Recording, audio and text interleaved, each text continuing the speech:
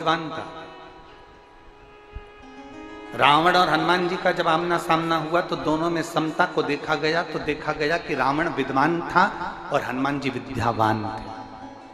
विद्वान अहंकार में फूला रहता है और विद्यावान अपनी नम्रता में डूबा रहता है। हनुमान जी में इसलिए उनको कहता विद्यावान गुणी अति चातुर।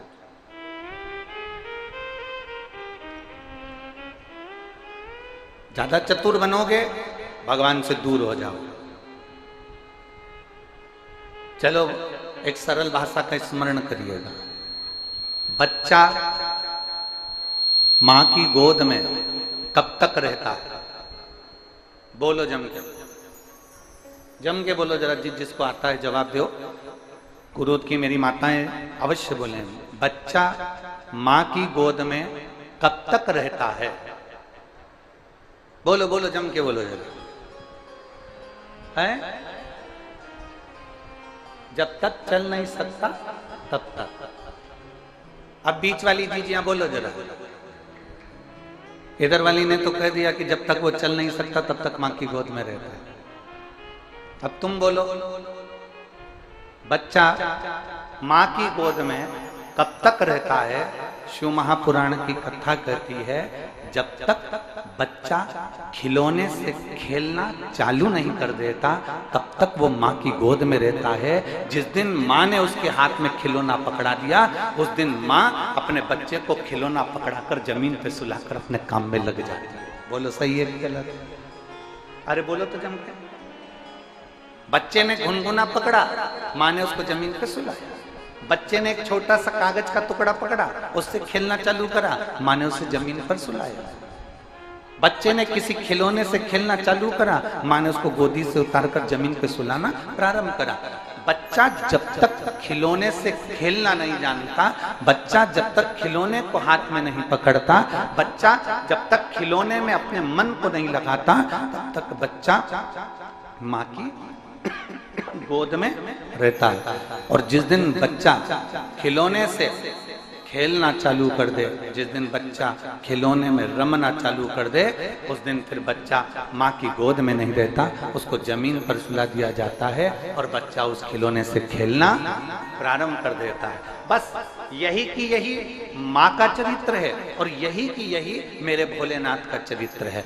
भोलेनाथ जी से पूछा गया कि भगवान आपका भक्त आपका कब तक रहता है? तो शंकर भगवान कहते हैं जब तक वो मेरा कब तक है? जब तक वो इस संसार के लोगों में चतुराई में अगर डूब गया मुझसे दूर हो गया, ज्ञानी बनकर ज्यादा डूब गया मुझसे दूर हो गया, आडंबर में डूब गया मुझसे दूर हो गया, दिखावे में डूब गया मुझसे दूर हो गया, भ्रांतियों में डूब गया मुझसे दूर हो गया। भगवान कहते हैं जो जैसे बच्चा मां की गोद में रहे और मां उसको खिलौना पकड़ा है और वो ना पकड़े तो बच्चा मां की गोद में खेलता रहता है, उतारती नहीं मां उसको। उसी तरह भगवान कहते हैं संसार में जो डूब जाता है भगवान कहते हैं उसको मैं दूर कर देता हूं और जो संसार में नहीं डूबा वो मेरा। अब इसका मतलब ये नहीं है कि आप परिवार में ना रहो, इसका मतलब ये नहीं है कि आप कुटुंब और कबीले में ना रहें। रहो, परिवार में रहो, कुटुंब में रहो, नाते रिश्ते में रहो, क्योंकि मेरा शंकर भगवान भी अपने परिवार में रहते हैं। मेरे भोलेनाथ माता पार्वती जी के साथ रहते हैं, मेरे भोलेनाथ गणेश जी के साथ रहते हैं, मेरे भोलेनाथ अपने पूरे परिवार में अपने साथ में निवास करते हैं। आप भी अपने परिवार में रहो, बस इतना याद रखो कि किसी को धोखा ना दिया। परसों की कथा, किसी को अपशब्द ना कहा, किसी को ताना ना दिया जाए, किसी को आड़ी तड़ी बात ना कही जाए, किसी को गाली ना दी जाए। तुम आओ भगवान के करीब। जितने जितने भगवान के नजदीक में पहुंचते जाओ, जितने जितने पर थोड़ा प्रेशर बढ़ाइए, जितने जितने भगवान के करीब में पहुंचते जाओ उतने उतने आप अपने आप को परमात्मा के होते चले। आप भगवान के हो, आप परमात्मा के। और महाराज भगवान को कैसा भक्त भाता है। भगवान को कैसा भक्त भाता है? तो कहा जो भोला है, भीतर से निर्मल। निर्मलता का मतलब क्या है? आप पढ़ाई नहीं करेंगे क्या? पढ़ो।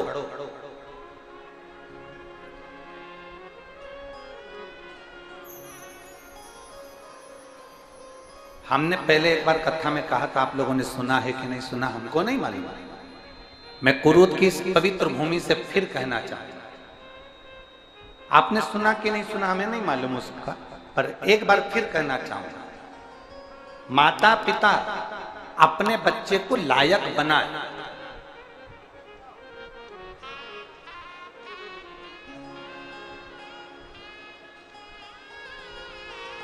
माता पिता अपने बच्चे को लायक बनाए, पर इतना लायक मत बनाना कि बच्चे की निगाह में माता पिता नालायक हो जाए।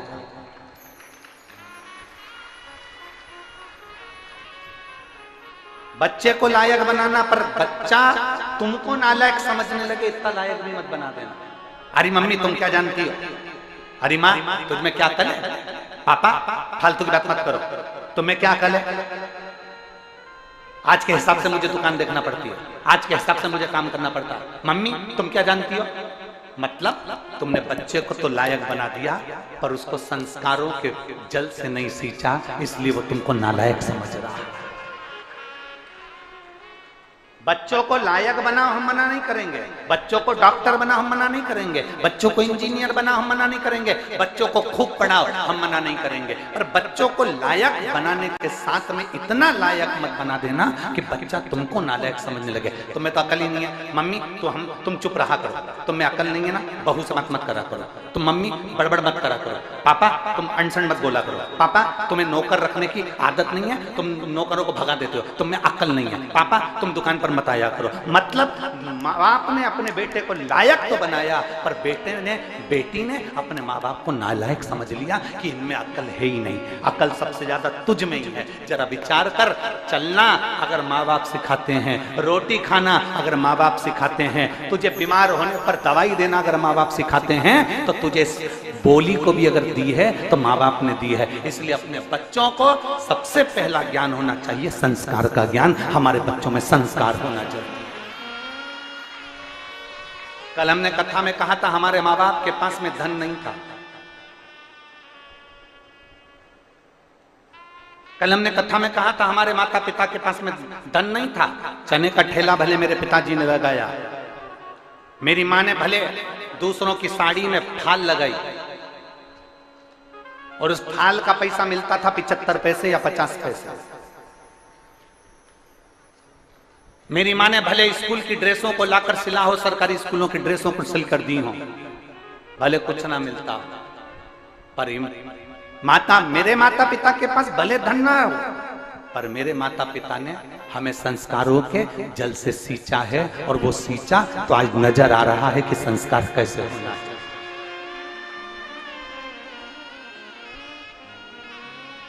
खूब डॉक्टर बनाओ अपने बच्चों को, हम मना नहीं करेंगे। खूब कलेक्टर बनाओ अपने बच्चों को, खूब मंत्री संतरी बनाओ अपने बच्चों को, खूब कमिश्नर बनाओ अपने बच्चों को, खूब इंजीनियर बनाओ अपने बच्चों को, तुम्हारी मर्जी पड़े तुम्हारे बच्चों को वो बनाओ।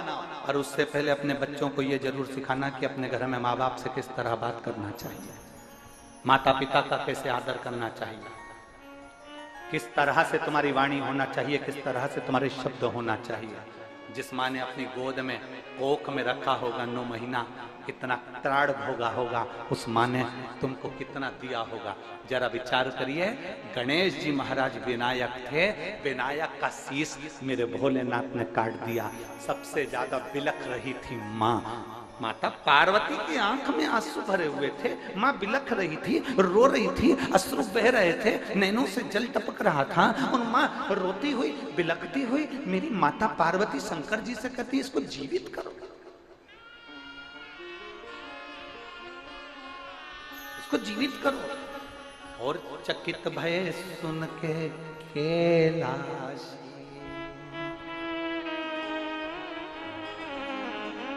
चकित भय सुन के कैलाश, करूं जीवित में अविनाशी, गणों से यूं बोले वाणी, शीघ्र ही लाओ कोई प्राणी, जिसे भी पैदा तुम पाओ, मनुष्य या पशु हो ले आओ। तुम जाओ,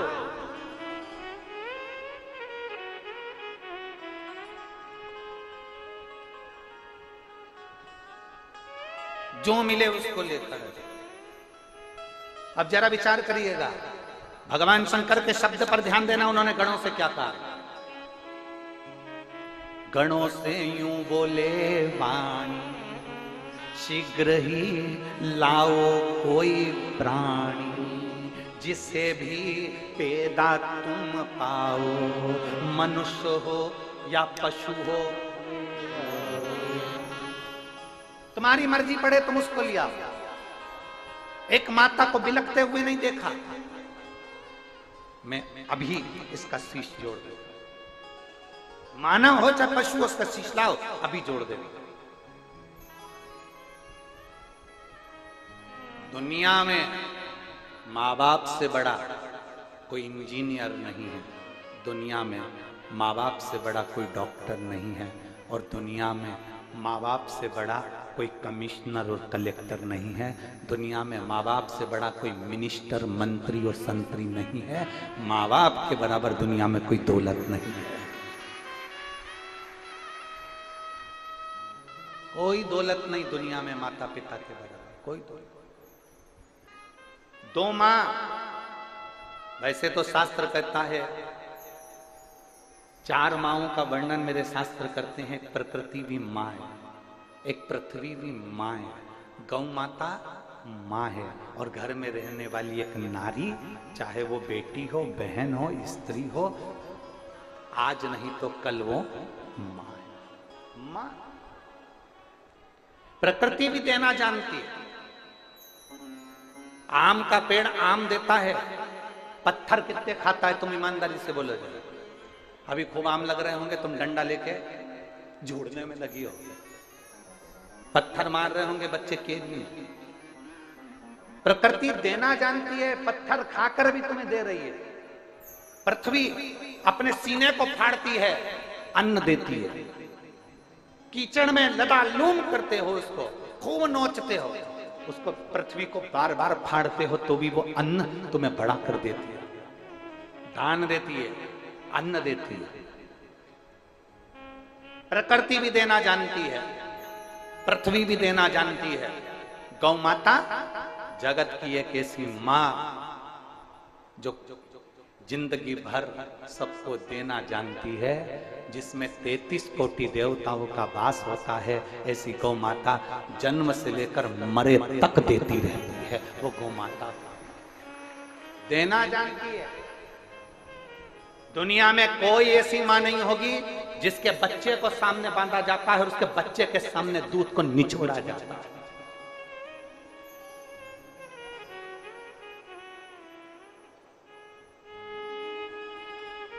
किस किस के यहां पर गाय, गौ माता किस किस के यहां है? सबके यहां रखो जरा। दूध निकालने से पहले बछड़े को गाय के लिए छोड़ते हो कि नहीं छोड़ते हो? बोलो बोलो, जम के बोलो जरा। क्यों छोड़ते हो? क्योंकि गाय अपने बच्चे के लिए दूध रखती है, तो बछड़े को पहले छोड़ना पड़ता है। बछड़ा मुंह में दूध लेता है, इतनी देर में बछड़े को खींच लिया जाता है और उसके दूध को निचोड़ लिया जाता है।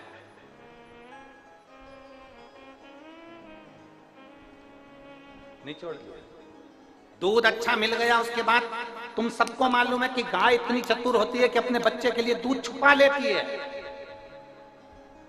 अपने बछड़े के लिए दूध छुपा लेती है माँ, गौ माता। तो फिर किसान क्या करता है? वापिस क्या करता है? फिर बछड़े को छोड़ता है, बछड़े को छोड़ता है, माँ फिर दूध नीचे देती है और वो दूध पीना चालू करता है। फिर में बछड़े को हटा के फिर निचोड़ लेता है। उसके बाद भी अपने पुत्र का हिस्सा, अपनी पुत्री का हिस्सा जो तुम्हें दे रही है, तो भी उस गौ माता का सम्मान हम कर नहीं पा रहे। जरा विचार करिएगा, तो भी नहीं कर पा रहे। प्रकृति दे रही है, हम प्रकृति का सम्मान नहीं कर पा रहे। कितने लोग हैं अब प्रकृति का सम्मान करते होंगे?